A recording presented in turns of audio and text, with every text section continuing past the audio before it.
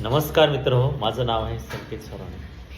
तुमच्याशी मला एका टॉपिकबद्दल बोलायचं होतं, पण बोलण्याआधी एक संदर्भ देतो.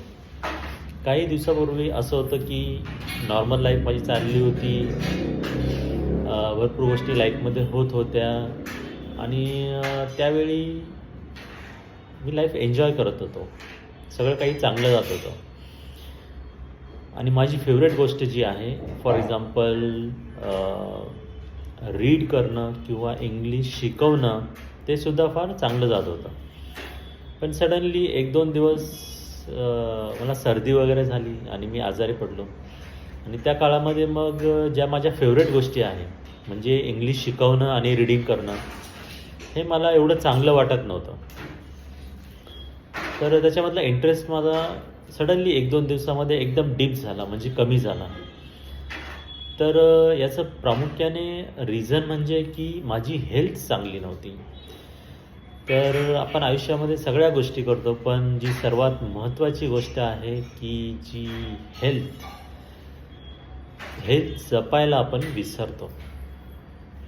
तर हेल्थ ही खूप इम्पॉर्टंट आहे माणसाच्या आयुष्यामध्ये आणि ती आपण आज नाही, उद्या नाही, तर आयुष्यभर जपली पाहिजे.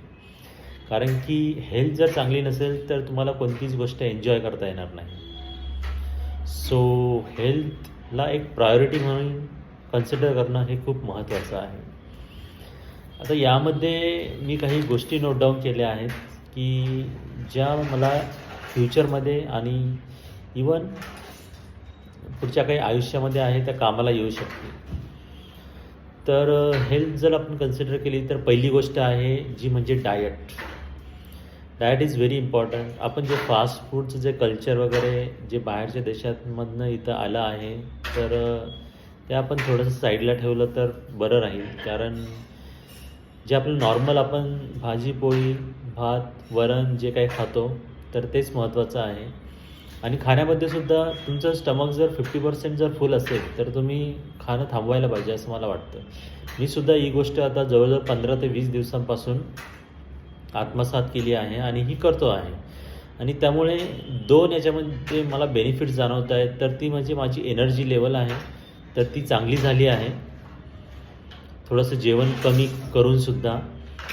आणि दुसरी गोष्ट म्हणजे जो काही लेझीनेस आहे जास्त जेवण केल्यामुळे, तर तो सुद्धा जवळजवळ 80 to 90% कमी झाला आहे. ओके. आता याच्यामध्ये दुसरी गोष्ट म्हणजे स्लीप. आता स्लीप हा खूप महत्त्वाचा पॉईंट आहे. कारण बरेच लोक 4, 5, 6 तास झोपतात. ते मला कळत नाही कसं झोपतात. कारण की 5-6 तास झोपल्यानंतर तुमच्यामध्ये एनर्जी कुठून येणार 8 ते 10 तास काम करायची. तर आयडियल स्लीप म्हणजे 8 तास आहे आणि मिनिमम तुम्हाला 7 तासांच्या झोपेची तरी गरज आहे. मी साधारण 7 ते 7.5 तास झोपतो आणि मला 8 तास झोपायला आवडतं. कारण की पूर्ण झोप झाल्यानंतर माणूस एकदम फ्रेश असतो आणि माणसामध्ये एनर्जी असते. तुमचं डोकं गरगर करत नाही, त्यानंतर तुमचा फोकस असतो आणि तुमची चिडचिड होत नाही जर स्लीप म्हणजे तुमची झोप जर बरोबर झालेली असेल. आणि तिसरी गोष्ट म्हणजे एक्झरसाईज मी तर आधी करत नव्हतो टू बी फ्रँकली, पण आता सुरुवात केली आहे, हळूहळू सुरुवात केली आहे. तुम्हाला जर जिमला जाणं पॉसिबल नसेल, इट्स ओके. तुम्ही घरबसल्यासुद्धा बऱ्याचशा एक्झरसाइजेस करू शकतात, योगा करू शकतात, मेडिटेशनसुद्धा काही लोक करतात. पण बॉडीच्या मुवमेंट्स व्हायला पाहिजे. So exercise is very important. आता मलासुद्धा एक्झरसाइज आवडत नव्हती, तर यूट्यूबवरती असं सर्च करताना मला 1-2 व्हिडिओज मिळाले फिटनेस डान्स म्हणून. तर माझी मुलगी छोटी आहे, तर तिच्याबरोबर मी तो डान्स वगैरे करतो, फिटनेस डान्स. तुम्ही जर साधारण एक 15 ते 20 मिनटं जरी फिटनेस डान्स केला तर तुमची पूर्णपणे एक्झरसाइज होऊ शकते. त्यामध्ये सगळ्या टाईपच्या मुवमेंट असतात, हाताच्या, पायाच्या, कमरेच्या, डोक्याच्या. तर ह्या सगळ्या मुवमेंट झाल्यानंतर तुम्हाला एकदम फ्रेश वाटतं आणि एकदम म्हणजे चांगलं फील होईल तुम्हाला व्यायाम केल्यानंतर. भूकही चांगली लागेल आणि तुम्ही जेवणही चांगलं कराल.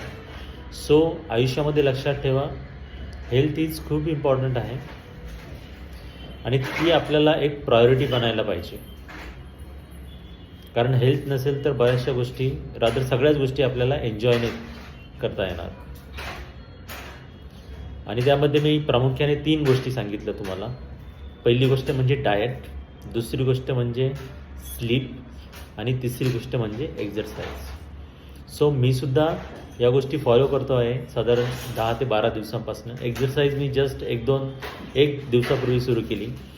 तर तुम्हीही तुमच्या आयुष्यामध्ये जर बदल घडवायचा असेल आणि एक चांगलं आयुष्य, समृद्ध आयुष्य जगायचं असेल तर ह्या ज्या सारख्या गोष्टी आहेत त्या तुम्हीही अवलंबल्या पाहिजे आणि केल्या पाहिजे.